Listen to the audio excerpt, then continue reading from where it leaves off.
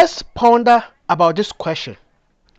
Why are some fish farmers are successful in their fish farming journey, whilst others are not successful in that same industry? To give you the answer to this, I will tell you that discipline is very, very important. How you treat your farm, how you behave in your farm, what you do and what you don't do in your farm are all things that contribute or that come together for the success of your farm. Being successful in every endeavor, including fish farming, is not one thing that you will do. There are multiple things that you will do, and when you put them together, you'll be successful. There are daily routines. There are things that you have to do daily for the success of your farm. And in this video, I'm going to take you through 5 common every fish farmer should do every day to be successful. These 5 things are things that cut across all, though some are dependent on the farm setup, but these 5 are for a must do daily to be successful. So please, if you are someone who is looking for success in your fish farming, this video is rightly made for you. Stick watching, subscribe to this channel, share, and let's grow our fish farm together. First and foremost, you need to check water level and quality. These are 2 things. In the morning when you come, make sure that you check the water quality. The water quality, if you have test kit that can test to be sure that all the parameters are in the right proportion, that is good. But a lot of farmers do not have that water test kit. If I wonder how to get it, I will leave a link in the description. You can check it on Amazon.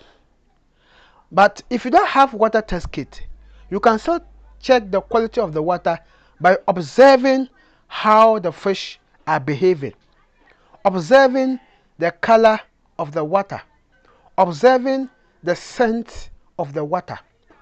If you notice the fish are suffocating, or the fish are struggling, or the fish are gasping for oxygen, there are indications that the water quality is low, and try to change or do something about it. When you observe and everything is alright, when you check the water quality and everything is okay, then you check the water level. The water level ideally should be enough for the fish to be swimming. I visit farms where I see them keeping the water, very small water in the pond, with the notion of saving water or managing water. That is not ideal, because the fish, they need enough water.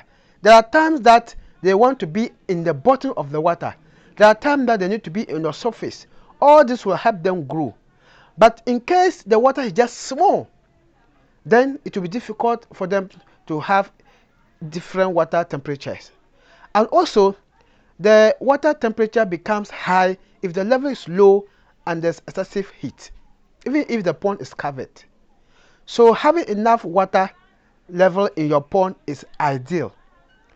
And as evaporation is taking over, or if you are using recycled aquatic system and you possibly have daily cleanups, so the daily cleaning up is reducing the water level. All these are reducing the water level. So when you visit in the morning and you check and the water level is not enough, then you top the water. If it is enough, then you are good to go. So check the water quality and check the water level. The second thing you must also do is to observe the fish behavior and feeding.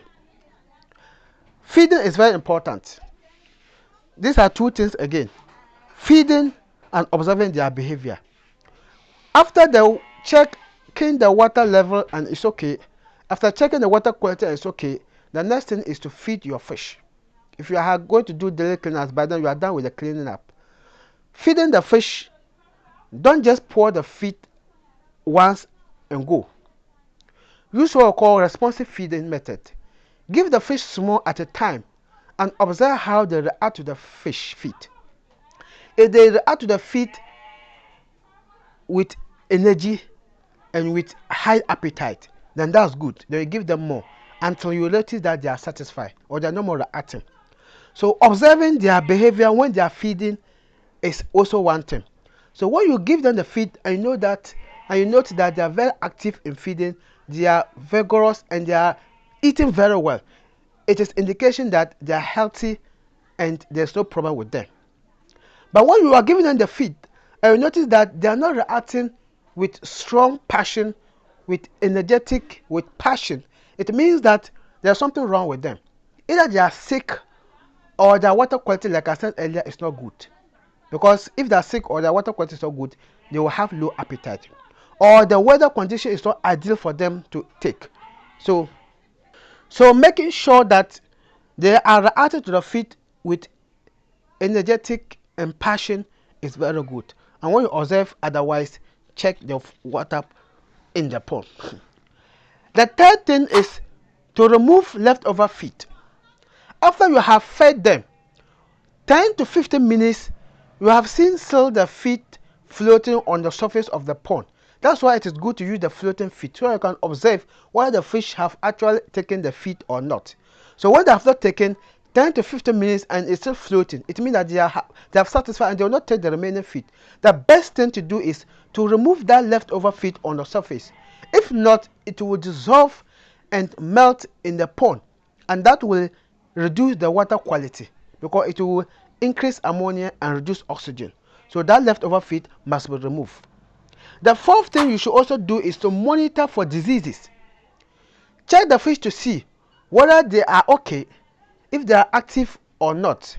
And also, if you have seen signs of diseases in their bodies, if you see diseases on them or sign of disease on them, then you can provide solution or provide treatment.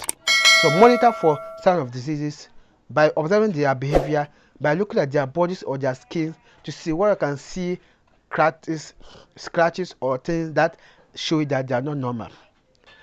The fifth and the last thing to do is to record all observations. Record keeping is very, very important.